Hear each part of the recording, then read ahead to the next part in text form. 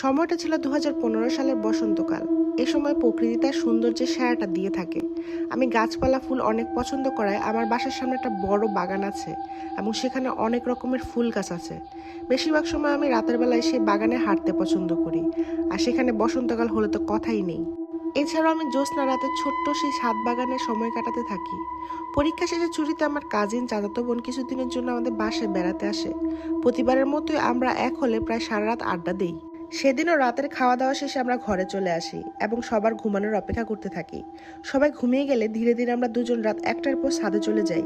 আমরা দুজন একটা মাদুর পেতে বসে সবকিছু উপভোগ করছিলাম, সেই সাথে ঝিরিঝিরি বাতাসও ছিল। অনেকক্ষণ গল্প করতে করতে খুব খিদে পেয়ে গিয়েছিল, তাই আমার বোনকে বললাম আমার রুমে অনেকগুলো চকলেট রাখা আছে, সেগুলো নিয়ে আসতে।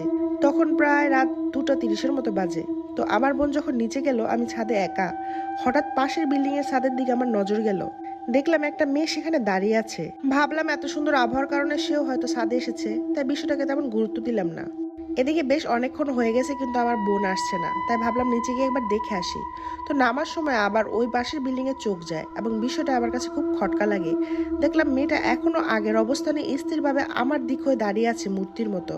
হুট করে সে একাকে আমার দিকে হাত ইশারা করে কিছু একটা দেখাতে লাগলো। তখন আমার একটু একটু ভয় করতে লাগলো, তাই দ্রুত নিচে নেমে গেলাম। প্রথমে ঘরে গিয়ে বোনকে জিজ্ঞেস করলাম যে কেন এত দেরি করছিল। এর উত্তরে সে যা বললো তা শুনে আমি রীতিমতো চমকে যাই। এ কি করে সম্ভব?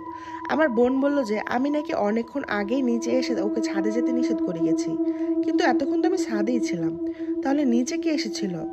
ভয় পাবে বলে বিষয়টা আমি ওকে আর বুঝতে দিইনি। পরদিন ঠিক একই সময় আমি আবারও ছাদে চলে যাই নিশ্চিত হওয়ার জন্য যে গতকাল যা ঘটেছে সেগুলো সত্যিই নাকি আমার মনের ভুল।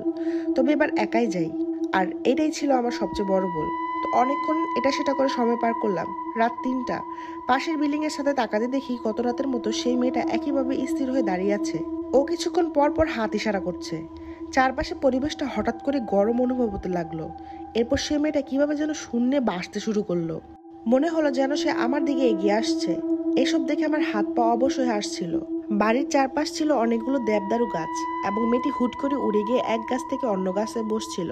ধীরে ধীরে সংখ্যা বাড়তে লাগলো, অর্থাৎ মেয়েটির সাথে আরো অনেকগুলো অবয়ব যোগ হলো এবং অদ্ভুত কিছু শব্দ হচ্ছিল। এইসব দেখে আর এক মুহূর্ত ছাদে থাকা সম্ভব ছিল না, কিন্তু আমার পা যেন এগোচ্ছিলই না। যখন আমি দৌড় দিতে যাব ঠিক তখনই কেউ একজন আমাকে জোরে ধাক্কা দিয়ে ফেলে দিল এবং উঠতে নিলে পিছন থেকে গার্ড চেপে ধরে। দোয়া পড়ার চেষ্টা করছিল।